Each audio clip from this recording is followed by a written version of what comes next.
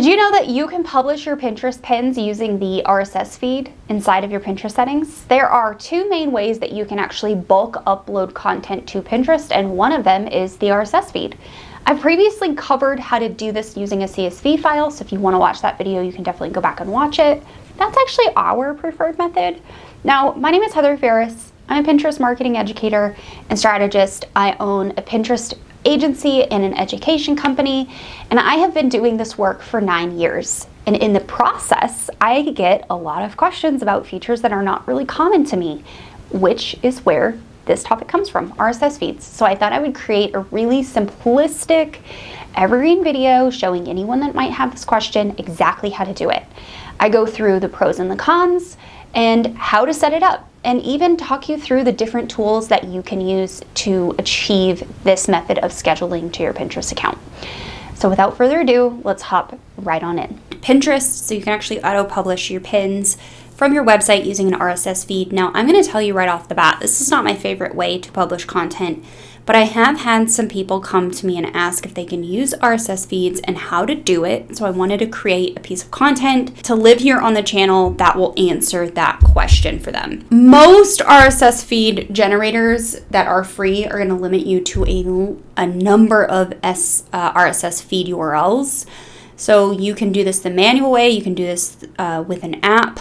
I have a few resources for you. So number one, if you are on WordPress, which a lot of my viewers are, this WP Beginner article is actually fantastic, 9 best WordPress RSS feeds for 2025. And it tells you if they have free plans and their pricing and what they are, and they're linked. So this is actually a really great idea to start just with some basic research and figure out exactly what you need for your website. Do you need it for products? Do you need it for podcasts? Do you need it for blogs? What is it? Then once you have figured out that part, you can begin adding plugins. So obviously inside your WordPress dashboard, if you wanted to do it through a plugin, that is your route. Now, today what I'm going to show you is 2 different tools you can use for free. So the first one is just RSS feed. So it's rss.app. And this one will start at a basic fee if you want to have a paid plan with multiple feeds. So you get 15 feeds within the basic plan, $8 a month if you pay annually, or $9.99 if you pay monthly. Now, I don't see why anyone would actually want to pay for an RSS feed tool when you can publish pins to Pinterest for free in other ways. But I have people asking for this, so this is what we're going to do. So at the free plan, you get 2 feeds, and it does a 24-hour refresh rate. Now, this is RSS app. I already have RSS app pulled up. In fact, it's right here. We'll come back to this. Then there's my sitemap generator. Now, RSS feeds are built on XML sitemaps, so you need a map in order to import into Pinterest for Pinterest to be able to read it, pull the information from your site, publish it to Pinterest. You can also use this version. They do have a plans and pricing tab here. So if you want one-time paid access or subscription plans, they have both options. I am just using this version right here for now. So I can download the file or I can copy the feed URL, and then we'll take that to Pinterest and we will input it in. So I have my website pulled up, and on my blog I have a couple category pages. So if I wanted to create some RSS feeds based on specific category pages, I could do that. Now, the way that the RSS feed works on Pinterest is you can actually set up more than one feed. So if you have 5 categories on your website and you want blogs to go from each of those categories to a really specific board without you having to do much, then you can create multiple RSS feed URLs, and those pins will then go to those boards that you select. So let me show you how to do it. Go to your settings in your Pinterest account. So pinterest.com/settings, go to bulk create pins, and you can see here I've already set up a couple options here because I wanted to see what it looked like before I went and told you how to do it, right? I never like to tell you how to do things or why you should do things or what to do without trying it myself.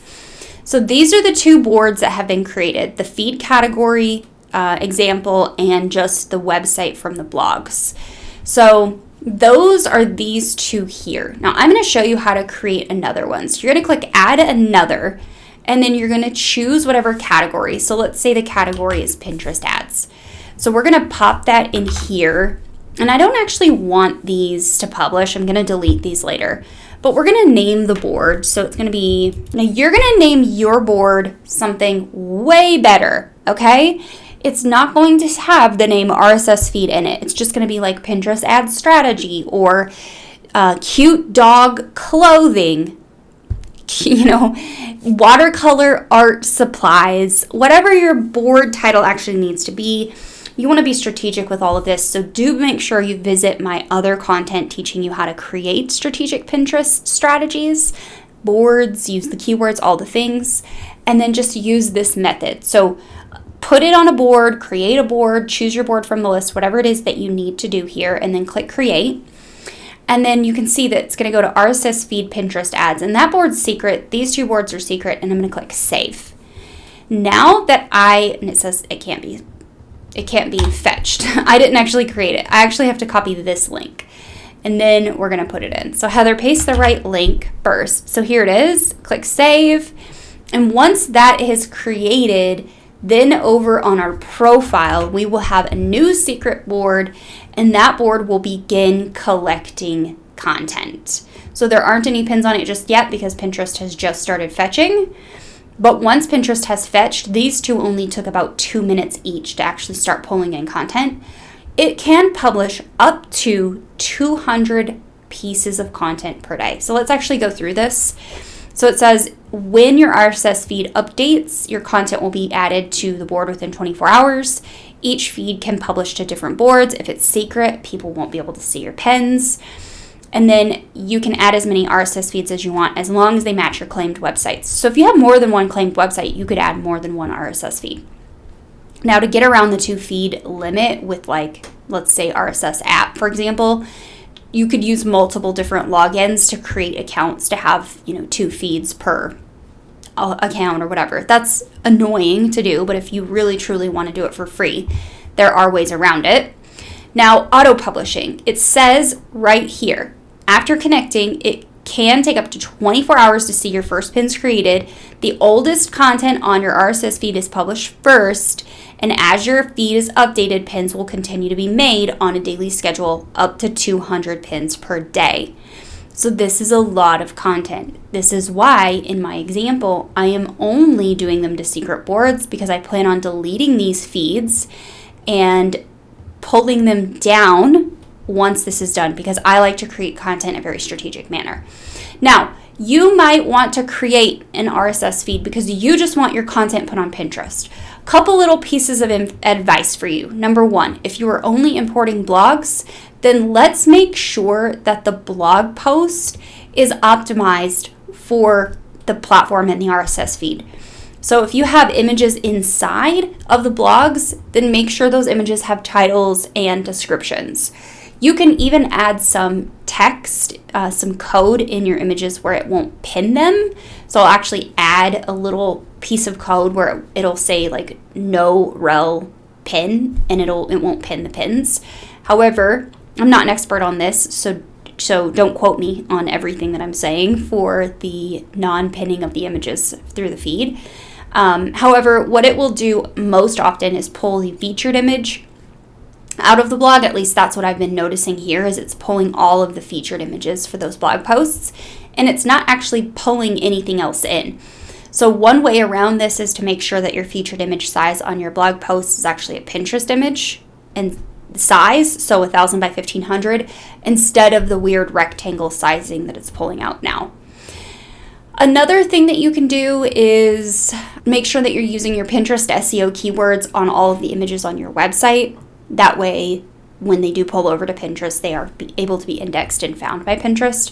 And then obviously, I already mentioned, make sure your boards are actually optimized. So it's not going to be named as RSS feed category. It's going to be named best chocolate baking recipes. And then the description of the board is going to have keywords in it.